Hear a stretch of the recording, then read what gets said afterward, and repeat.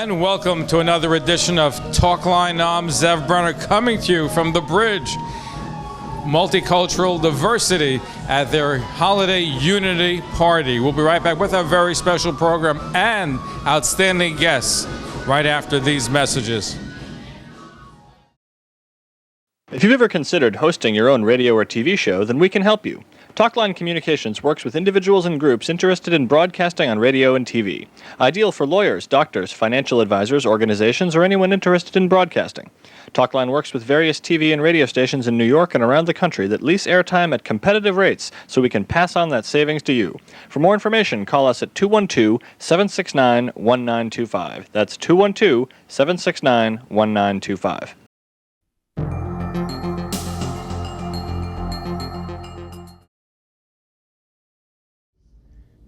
We're speaking with Mark Mayrappel, the founder of The Bridge. So thank you for having us at a wonderful holiday party. So tell us about some of the work, and you got a really impressive group of people that all get together. It's amazing, amazing. Could you imagine in Borough Park, Flatbush, that you have a holiday party and you have the Israeli Consul General and the Consul General of Haiti. You have Congressman Yvette Clarke, you have Haitians, Jamaicans, everybody dancing to Avenu Shalom. Could you imagine what that means? When we started this project, we were on the air the first week. We had the project 6 years ago. I remember when you launched. And 6 years later, this project, the talk of the work that we do, the unity, is being duplicated everywhere, which is okay with us, you know. And people all over started to understand each other's cultures, work with each other's cultures. It's very unique. It's a very unique thing that for so many years we lived in New York and we took our neighbors for granted. This is little Haiti, this is little Jewtown, this is little Jamaica town. Little Pakistan. Little Pakistan. But we never have a chance to talk. And you know, there's a lot of different cultural reasons why we don't talk. But if you all come to an event like tonight, or you come to a blood drive, or you come to a health conference, and everybody's in the same room, or we go to Israel together, or we travel to Washington together, or we're in the same bus together, when you spend time with people and you converse in conversation with them over periods of time, you get to know each other. And if you get to know each other, more respect, less hate, and education, like the district attorney here tonight, the congresswoman, all the elected officials that were here tonight, the Consul General of Israel, the Consul General of Haiti, all expressed the importance of educating our young people as to what's really happening in the world.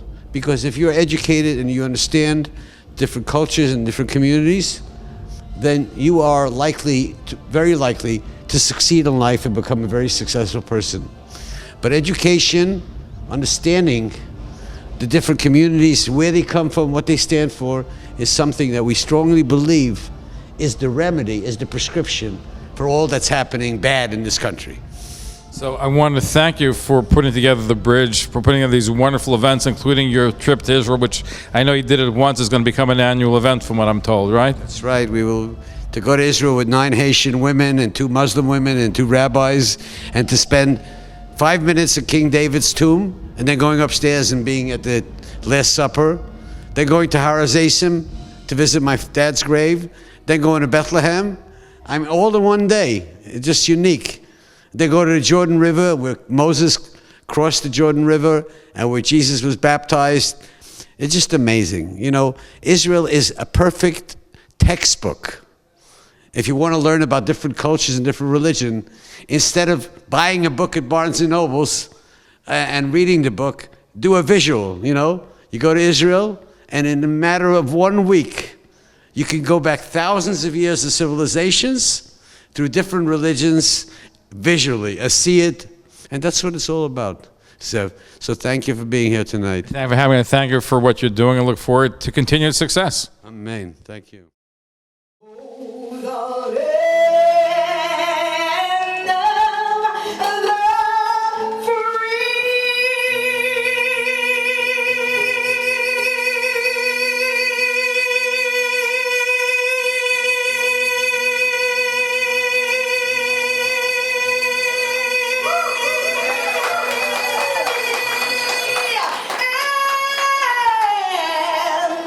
The whole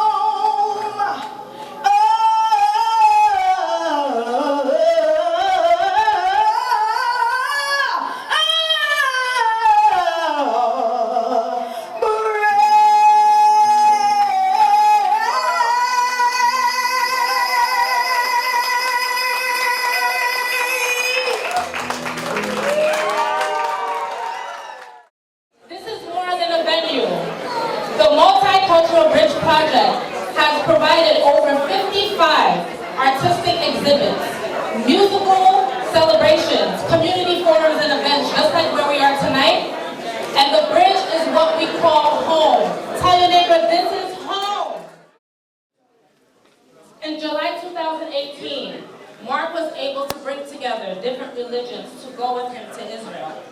We had folks that were Muslim, Jewish, and Christian. Very tough crowd, because everybody's still talking. It was different personalities, values, standards. We went as individuals, but came back as families. And today, we would like to present Mark with a token of our appreciation.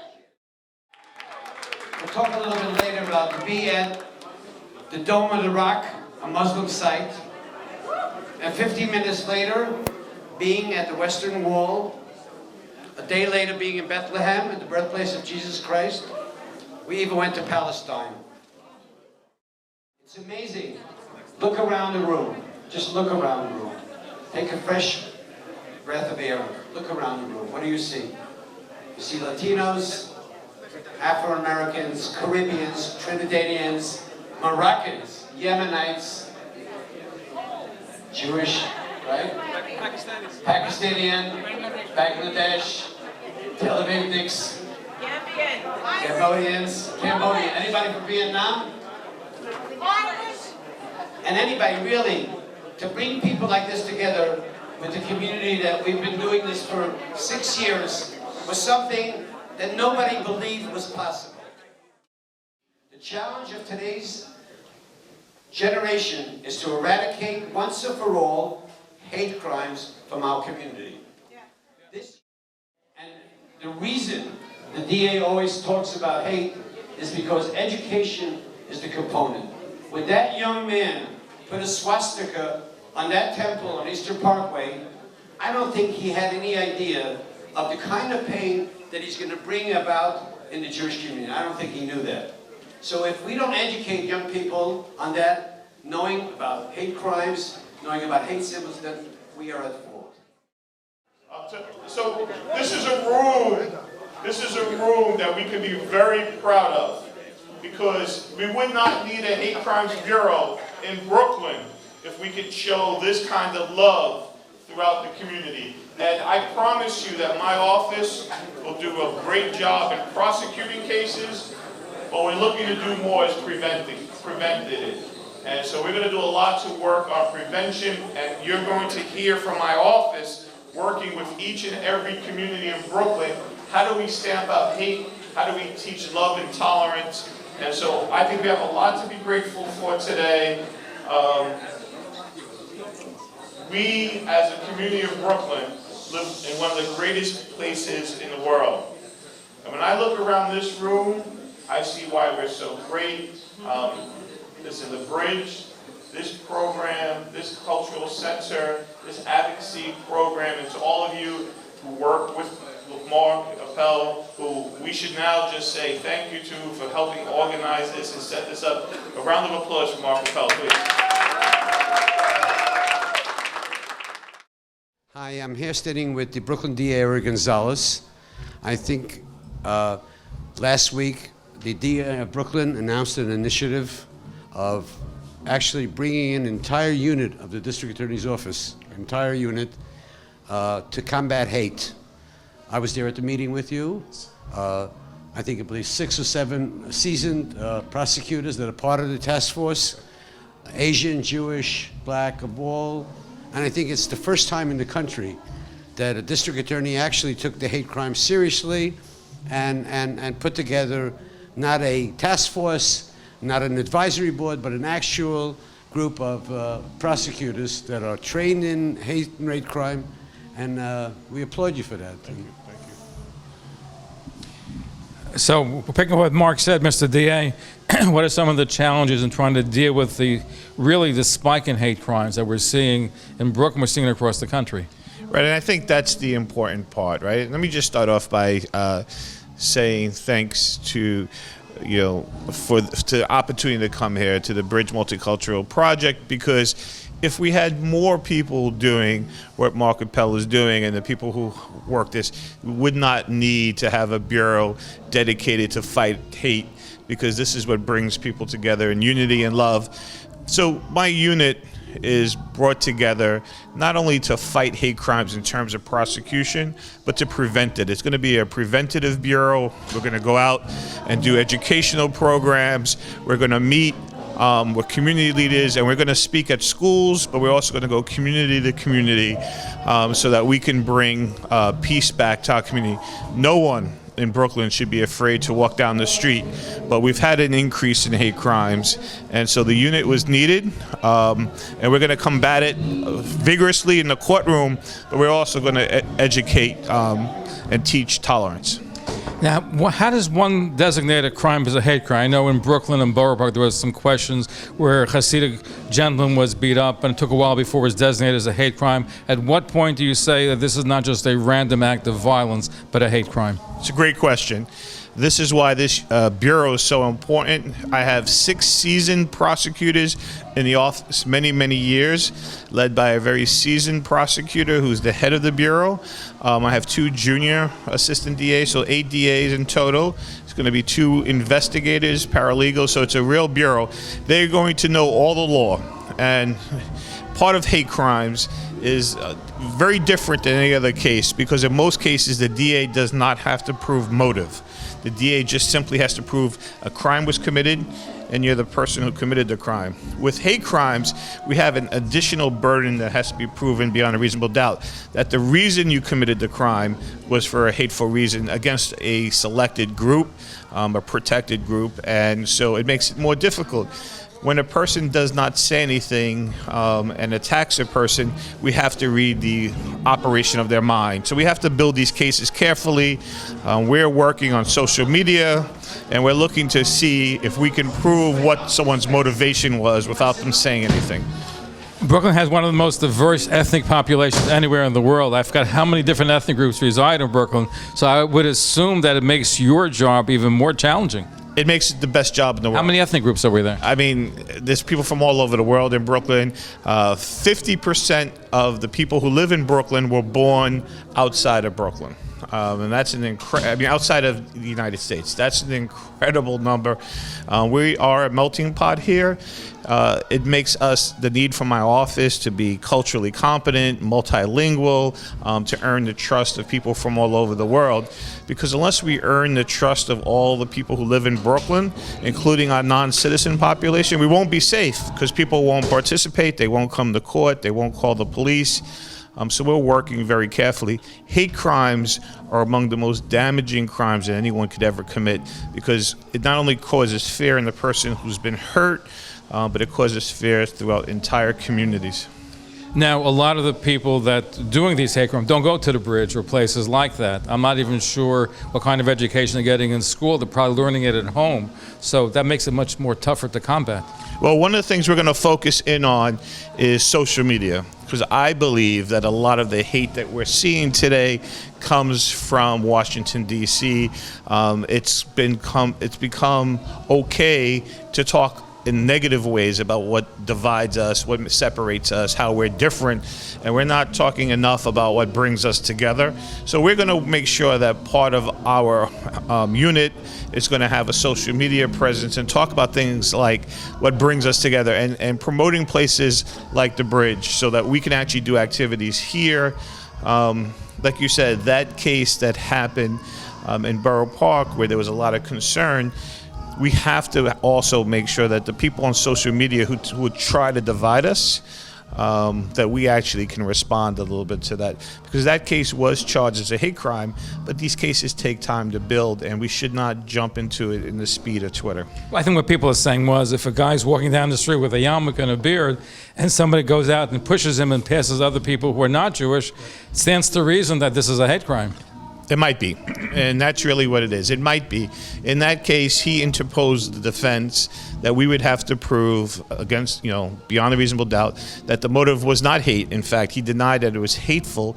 He said it was because there was a road rage situation. It was an argument. We were able to disprove that by the help of the community, actually getting videos showing that there was not a road rage situation. But we actually have the burden of moving forward and proving someone's motive. So those are difficult challenges, but we have now, I'm fairly certain that we have the best hate crimes bureau in Brooklyn. Really dedicated people come from all over. As Mark said, people from all ethnicities, some LGBT communities represented, And these are all people that are working there because they want to do this work. So we're going to get great results. Anyway, thank you for sharing that with us and doing an excellent job of getting good grades and good raves from the community. So you're doing a good job. And Mark, Mayor Rappel, thank you for having the DA tonight. Thank you so much. Thank you. Thank you very much, Zev, for being here with the district attorney. And I believe that this is just the beginning. Education, education, education. I'll be announcing this evening the new initiative that we've been doing, going to public schools, together with the DA's office, because people have to understand that hate crimes is a lack of a proper education.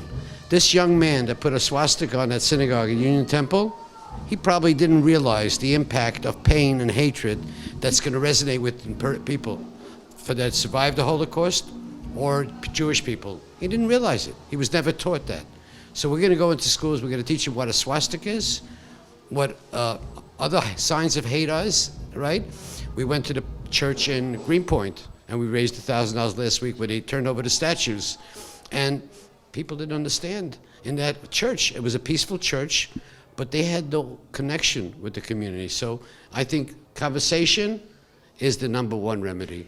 Conversation. And we've started this conversation at the bridge 6 years ago, and we will continue conversing.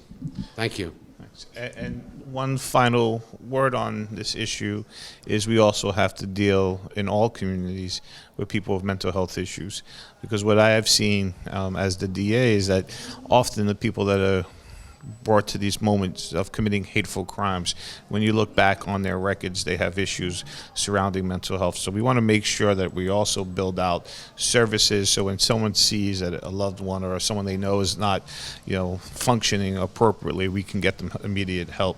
And so one of the things that I hope to see is that we bring our community resources together so that we can stamp out hateful conduct. Does that mean more therapists on your staff? Well, we've hired some additional social workers, but what I think it's going to mean is that we need to reach out to people that we start to see behaving inappropriate. A lot of times, before someone does a terrible crime, people around them see that they're not acting right, and so we want to make sure that people start calling it in so that we can check up on people. Thank you for all the work that you're doing. We look forward to having you back very, very soon. Thank you. Thank you. Nice to see you. Thank you. Good to see you. Thank you. We're going to be right back with our very special broadcast originating from the Bridge Multicultural and Advocacy Project annual event right after the following messages.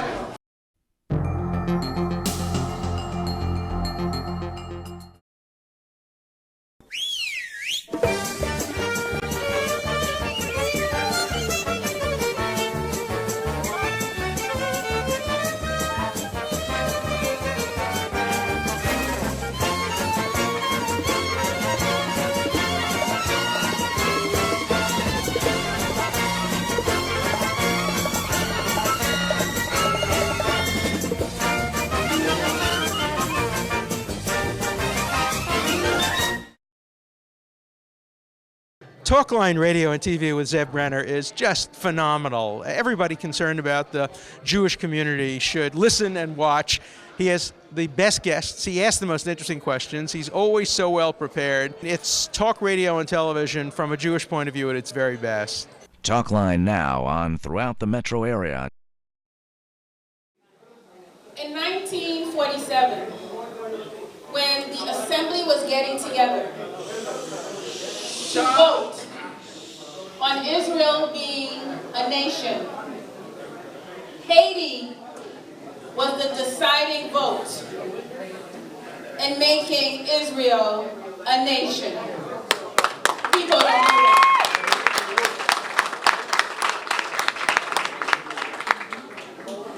And then fast forward, or go even back, many of you don't know that Haiti also had opened its borders to Holocaust survivors.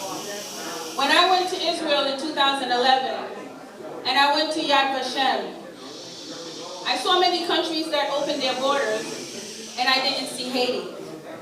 And so I called my friend, who was a Holocaust survivor, who reached out to me. His name is Bill Moore, who was a Holocaust survivor in Haiti. He called Yad Vashem, and now when you go to Yad Vashem, you'll see Haiti as part of the history. It's a pleasure and privilege to speaking out with his son, Rodney Bichette. So it's been a while since you've been on our program. Good to see you at the bridge. Good to see you too. Thank you. So what's happening? Well, we are here. There's a holiday party, and usually the multi-bridge project brings everybody of all religion, of all race, of ethnic groups come together and celebrate the end of the year to give thanks. And so I love coming here because I see everybody from all corners, all walks of life of Brooklyn and New York City. So, since we last spoke, there's a lot going on, education in the Jewish community. There's always issues out there. So what are you working on? Well, I'm working on a whole bunch of different issues. I know that there's issues in the Jewish community regarding the yeshivas, and I'm working with the community, the Jewish leaders, to talk about how we can address those issues in terms of the extended hours of secular classes. But we are also looking at public education. We're also looking at the Child's Victim Act, which is something that people are going to be lobbying for, might be the first bill that we pass. We are looking at the stronger regulated laws. We're looking for a health care that's affordable for all, the single payer. We have so many things like the DREAM Act, making sure that undocumented students have an opportunity to excel and go to college. Just so many things on the plate, and we don't know where to start. We're talking about free tuition for college. Can we get free tuition for parochial schools? Can we do something about that here in New York? I don't know if they will be doing free tuition for parochial school. At least reduce tuition. But certainly, we invite everybody to come to the free institutions. Well, we want to get free or really reduced, right? You're hearing that from constituent people saying parochial, not just Jewish, but parochial school parents, private school parents would love to see less tuition. Right. I mean, I understand that it's a burden on many of our families, parochial schools, Jewish, the Jewish schools, the Catholic schools, the Muslim schools, the Seventh-day Adventist school. I mean, they all have the same issues, which is, it's a burden on the parents' back. But again, we're going to come together. We're going to sit down and see what we could put forth. In the previous years, we had a broken government where one side was one way, the other side was another way, and we could not get together. So this coming year, I think we're all going to be on the same page, and I think it's a good time for all of us to come together and see what can work. I'll move on because I said I think the state pays about $20-some thousand for each student in the public school. So by having a parochial school not going, the state's saving money. So some of it should be filtered back to the parochial school parents. Well, I mean, we had some bills in the past. I had introduced a budget deduction bill for all parents, whether you're in public or parochial schools. It would have been a burden lift, but I didn't get much support. In fact, I was attacked. So we're hoping that, this time around, people come together, they don't attack. I got attacked from all over. You remember, I remember, so we got to do something about it, right? We got to push it. Exactly. So let's not attack. Let's come together on the table. Let's bridge that gap. Yeah, right? let's bridge that gap. Exactly. Good to see you again. Good to see you too. Great. Thank you. All right. Thank you so much. And for me, since I arrived only 4 months ago, I'm still new here. But this was actually my first introduction to what New York is all about. Diverse communities, standing together, standing against hate, standing against anti-Semitism, standing for brotherhood, and again, unity, but not only unity, but also unity in action, which is a proactive aspect of it. God bless you all.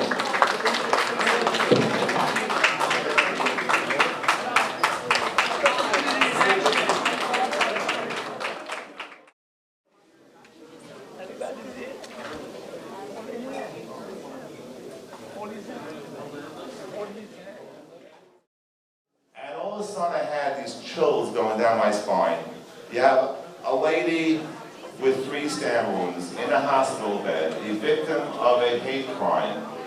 And all that she was worried about is not something that she holds as a job, it's her life, caring for others. And that was truly amazing. And this is what New York City is all about. So walking into this room, it reminded me when I went to Kings County Hospital, went to visit Anne Marie Washington, because this is what New York City is all about. Always a pleasure and a treat to see Councilman Chaim Deutsch, a regular guest on our program. So good to see you. How's everything going? Good, thank God. Well, we're having a party. What could be wrong? It's just a unity party, getting everybody together. Yeah, and I'm actually here to actually thank the Deputy Consul of Haiti. My father was a Holocaust survivor, survived 3 concentration camps, and when all doors were closed to Holocaust survivors, Haiti opened its doors to several hundred Jews. So I came here actually to thank the Deputy Consul who's going to be here today, as well as the Israeli Consul who's going to be joining us. So it's really a great event. Really terrific. So what's the history about how did they end up in Haiti to begin with? That's a good question. So if you Google it, you can find out more. I thought maybe it was passed down from your father to the. No, my father came in from Romania. He was in Romania, and he ended up being liberated from Getskirchen in May of 1945. But we have to thank those countries that opened its doors. I have to say, no matter how much we learn about the Holocaust, there's always new information coming out, new people that did something when they stood up, and it's nice to see. Yes, thank you. Yes. One last question. Aside from that, what else are you working on for the people of New York? So now we're working on a plan, and to actually, we're being attacked by the Education Department of the state of New York. And we need to respond back to those who are trying to really micromanage all the non-public schools in the city of New York. So this is a big issue right now that we're going to be tackling over the next several days. Councilman, I look forward to hearing more. I'm sure you're going to be in the forefront as you usually are, and look forward to having you back. Thank you, Zev. And thank you for bringing this information to the public. If not for the press, if not for the media, there's no other way really to get the information out of the things that elected officials do in partnership with the community each and every day for the benefit of all New Yorkers. As long as you don't call us fake media. No, I think it's fake news. Hey, thank you. We have to continue to fight against hate crimes.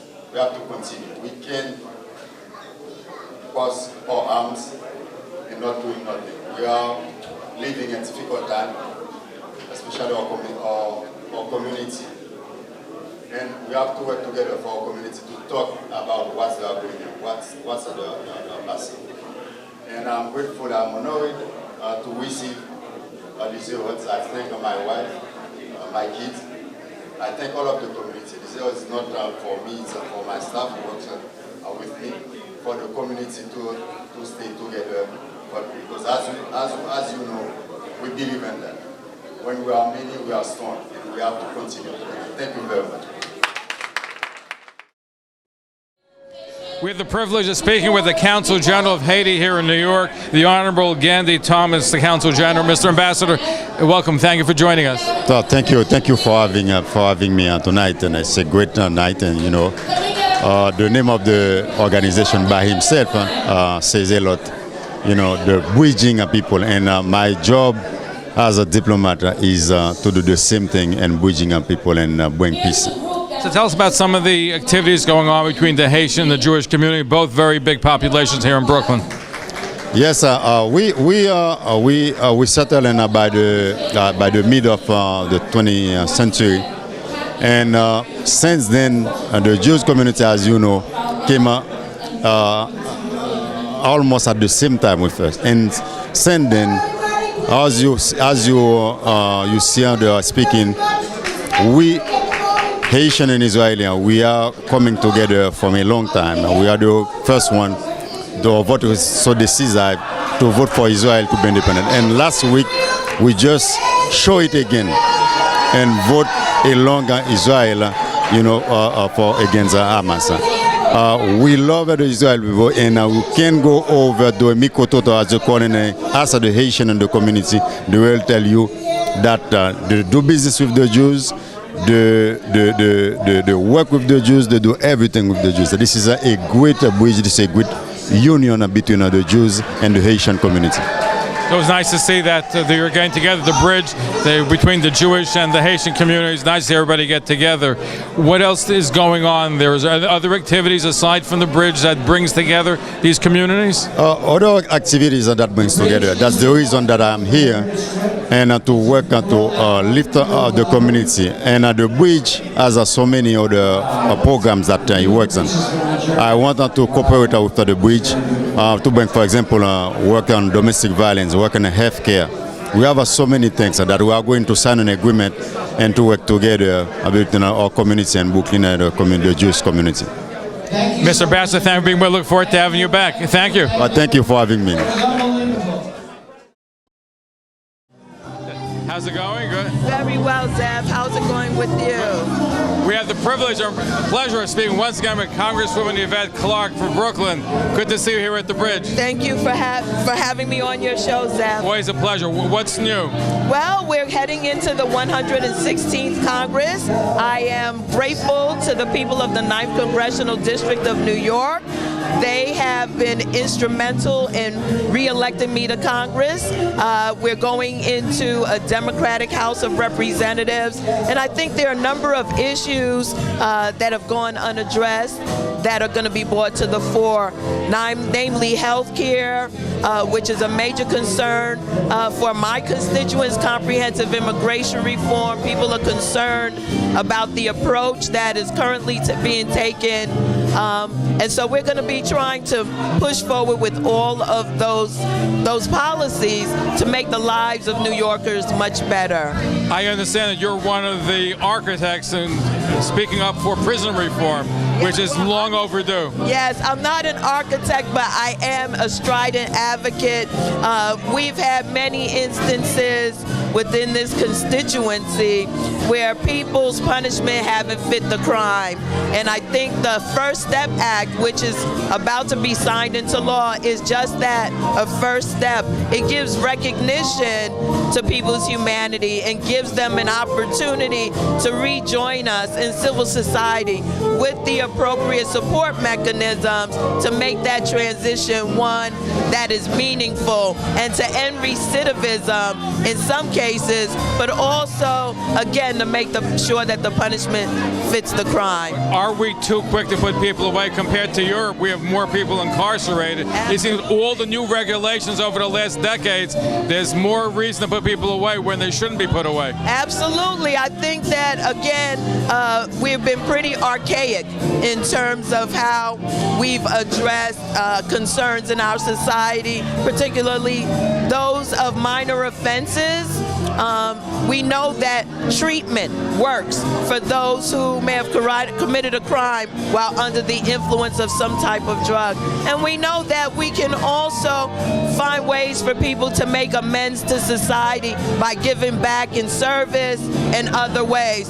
So I think that recognition is becoming widely embraced among the citizenry, and that's why we see such movement in Washington. And I have to give a lot of credit to some of the most prestigious members of the Jewish community who have stepped up shoulder to shoulder with those who have been challenged in this regard for quite some time. And really, really proud to represent folks who see the need for us to transform and reform our criminal justice system.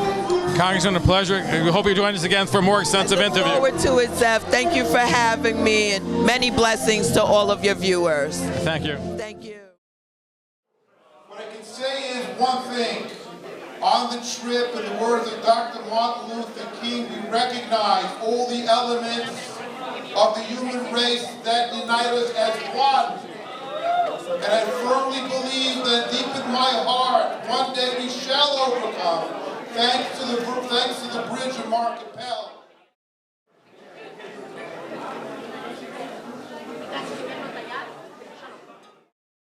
Rabbi Mendy Morasnik is our guest. We've been talking for such a long time about getting him on the air. We finally got him at this Holiday Unity event. So, Rabbi, Executive Vice President of the Rabbinical Alliance of America, Yigud Rabbanim. Good to see you. Pleasure's mine, Zev. Pleasure's mine. How's everything going? Thank God, fine. It's a good holiday season.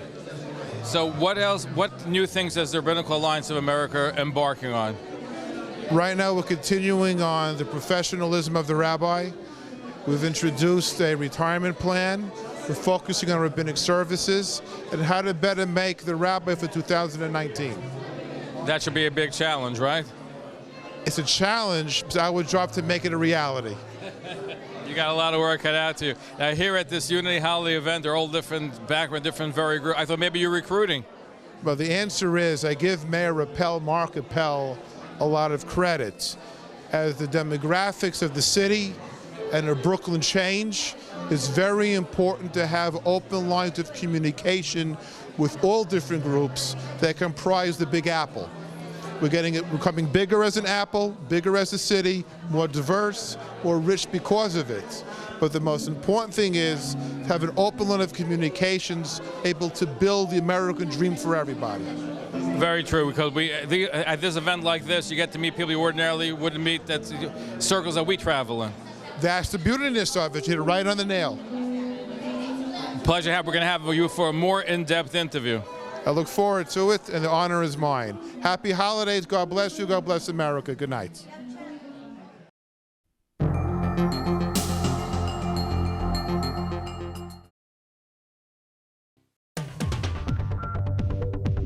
When you walk into the doors of Living Quarters, you'll enter a world of dazzling home design ideas. Living Quarters has dining sets, children's furniture, including a teen gallery, bedding, lighting, accessories, and more. See what your home can be with a little help from Living Quarters. Living Quarters is open Sunday through Thursday, located at 5926 16th Avenue in Brooklyn. Call them at 1-866-EASY-LIVING. That's 1-866, the letter E, the letter Z, living. Are you in business? A store owner, wholesaler, or manufacturer? Do you know you may be eligible for free television and radio advertising? Millions of dollars are lost every year by businesses not taking advantage of free radio and television advertising. Don't lose out. Advertising is the lifeline of any business, large or small. For free consultation, call us in the New York area, 212-769-1925. Out of New York, 866 My TV Show.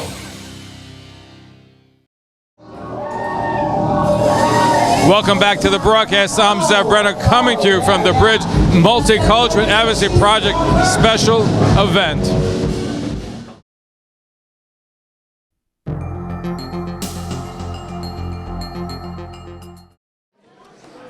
It isn't a special event unless you see Gersi Schlesinger. Wherever I go to a special event, I find he's always the bridge, no matter where it is. So Gersi Schlesinger, community leader, founder of Park here. Good to see you here at the Bridge.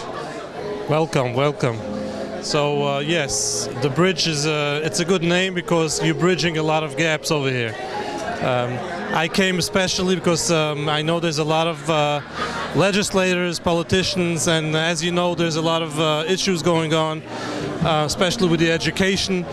You know, with the education commission. Is that the number one issue in the community now, is how to deal with the educational structure? Absolutely. I believe education now is a huge issue because it's something that's coming up now December 31, according to the guidelines.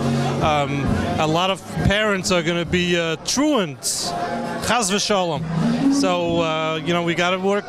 We got to talk to the legislators. We got to explain them that this is it's a big mistake. It doesn't make any sense. Education commissioner cannot force our religion. You know, she can't shove it down the throat. There's no way that we're going to have 6 hours of whatever she wants when at the same time public schools don't even have that. So hopefully, you know, with all the advocacy that everyone is doing, something is going to be worked out over here. But this doesn't only affect the yeshivas days, it also affects parochial schools, private schools, it goes anything that's a non-public school. Yeah, I believe the Catholic schools also came out that they are not going to listen to what the education commissioner, the guidelines, what she came out. So it affects all the private schools in New York State. You're talking hundreds of thousands of kids, and there's no way with the current guidelines that the commissioner came out that we should be able to, keep the schools the way it is. I'll tell you what I've said for years. I wish all the Haredi schools, the yeshivas, Catholics all get together and say, unless we get educational reform in New York, including tuition, tax relief, and credit, 50 to 100,000 kids will enroll in the public school. You'll have relief tomorrow. There is absolutely no way the public school system in New York can handle it. Absolutely. I mean, if you look at the numbers, an average public school kid cost the city about $26,000. In the private schools, the only thing they give is transportation and some textbooks. It's less than $1,000, which is a very, very small amount.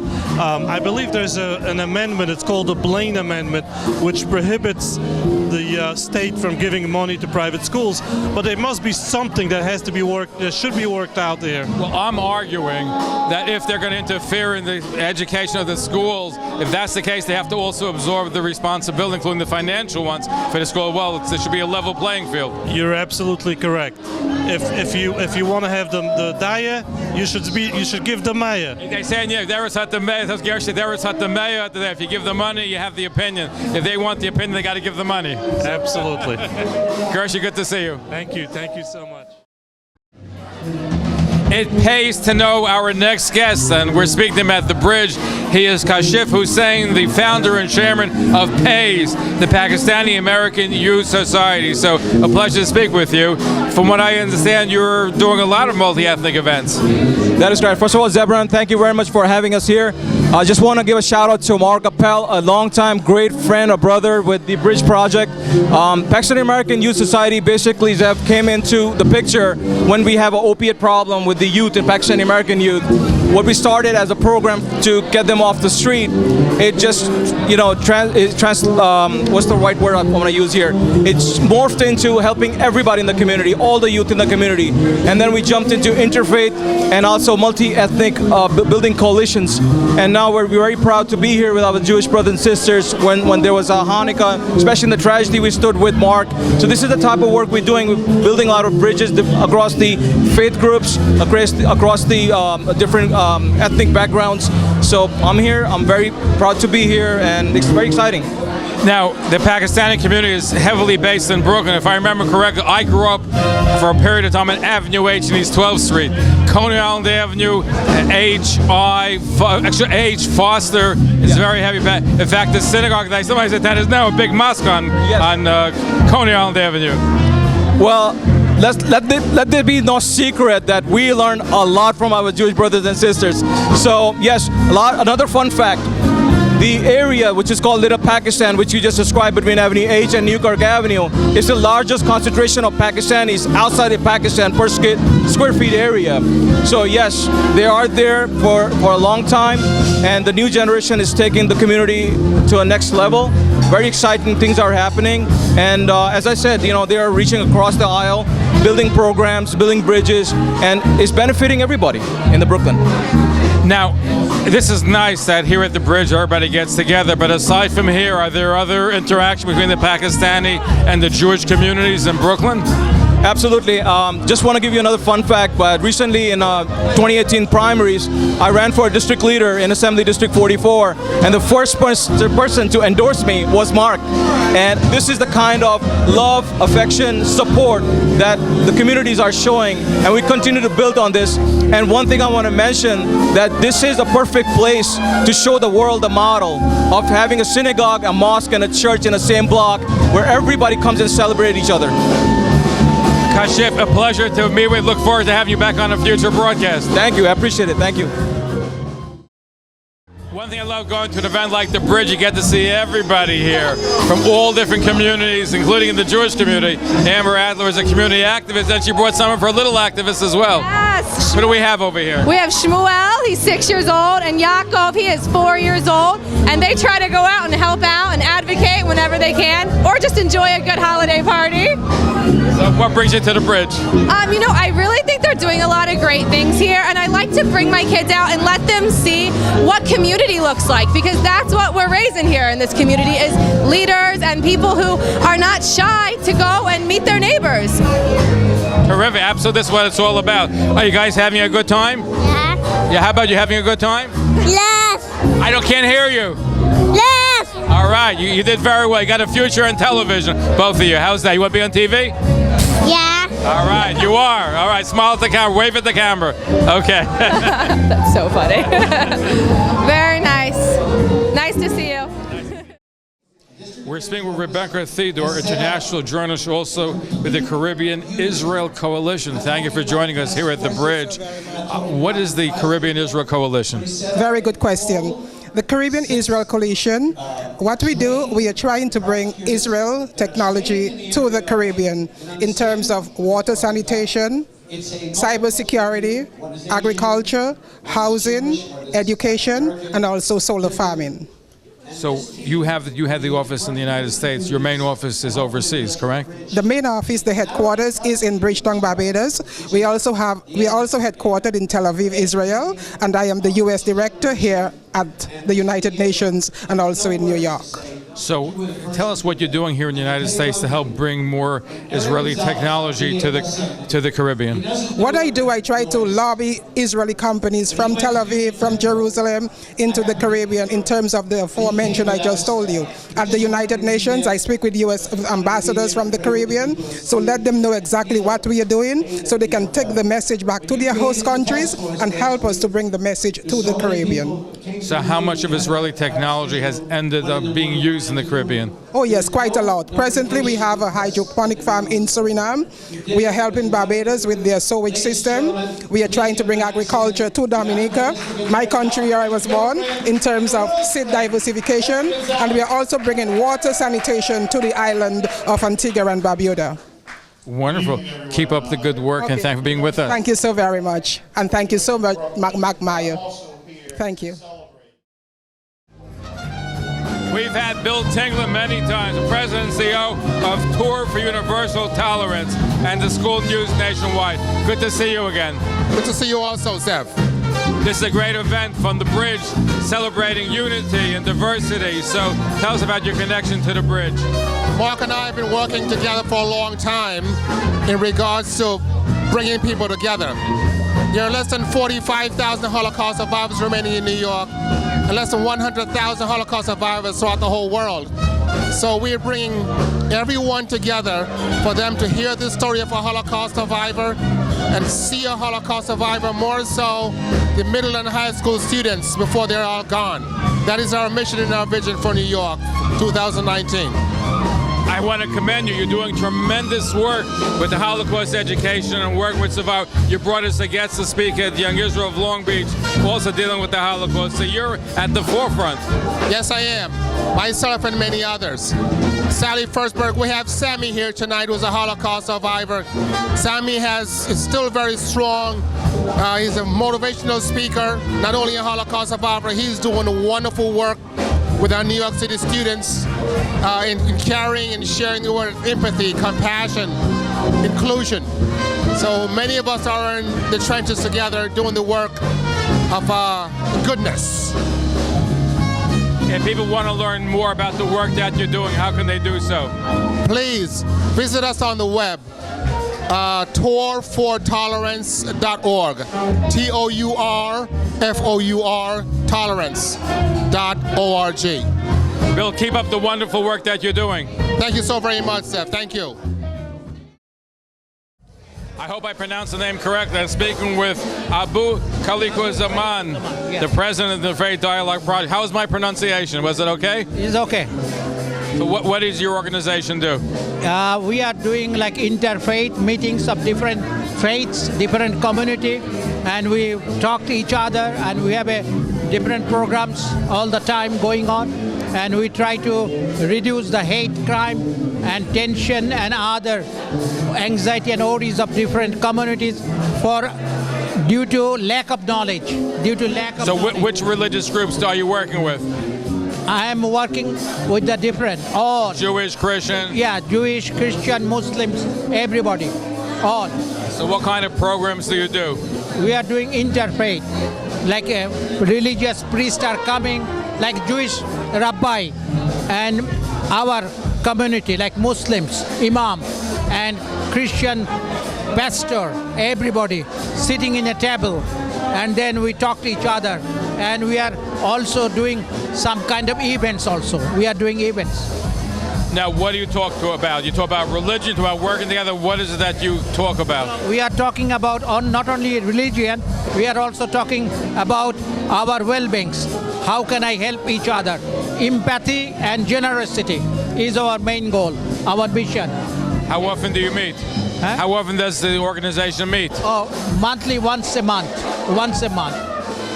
Are you Brooklyn-based, New York City? Are you Brooklyn-based or New York City-based? No, we are in Brooklyn, but we are working New York City as well as Washington, different places. We are going different places. Success, and look forward to hearing more about what you're doing. Excuse me? I look forward to hearing more about what you're doing. Okay, thank you.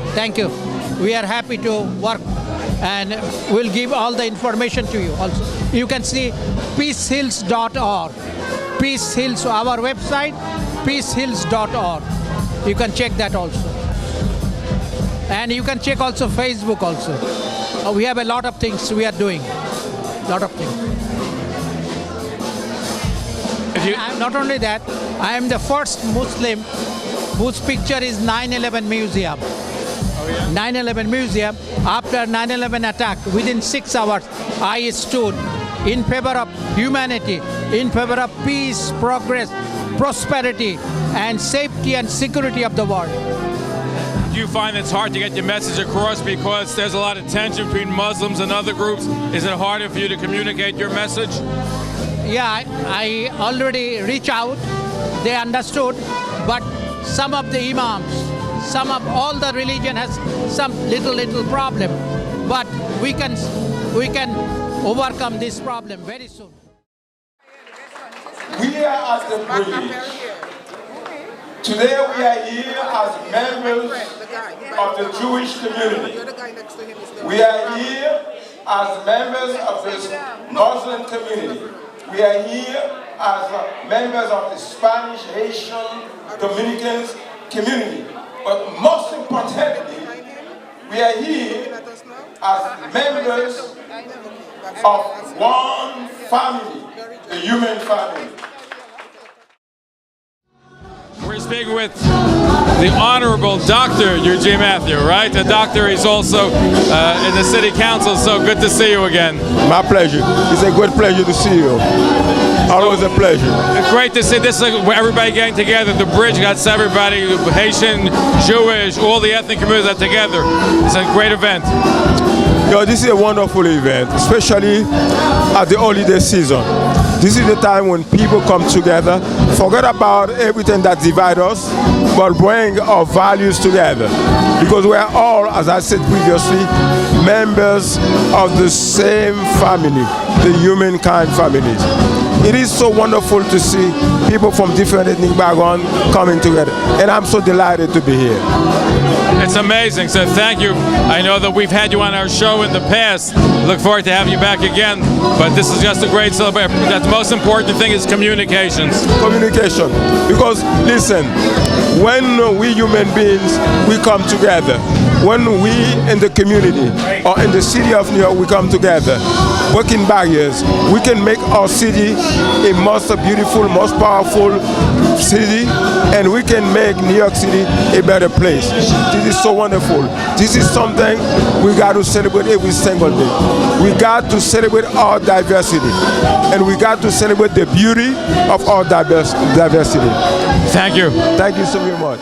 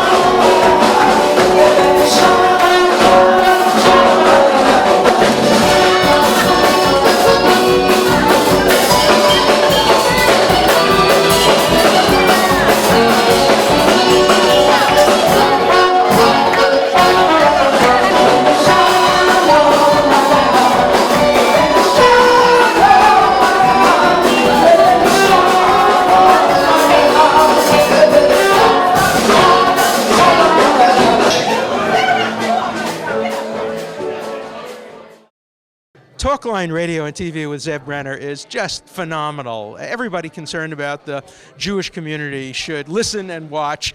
He has the best guests. He asks the most interesting questions. He's always so well prepared. It's talk radio and television from a Jewish point of view at its very best. Talkline now on throughout the metro area.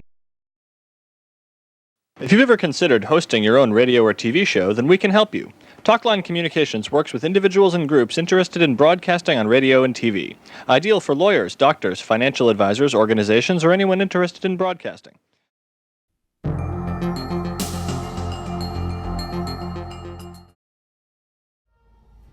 We hope you've enjoyed a very special broadcast originating from The Bridge Multicultural and Advocacy at their annual Holiday and Diversity Party. Join us again next week, same time, same station, for another program here on the Talkline Communications Network. I'm Zev Brenner. Shalom. Thank you for watching Talkline with Zev Brenner, America's #1 Jewish program. If you have any comments or would like more information on all of Talkline's radio and television programs nationwide, contact the Talkline Communications Network at Post Office Box 20108, Park West Station, New York, New York 10025, or call 212-769-1925. Out of New York, call 1-800-628-TALK. That's TALK. This is the Talkline Communications Network.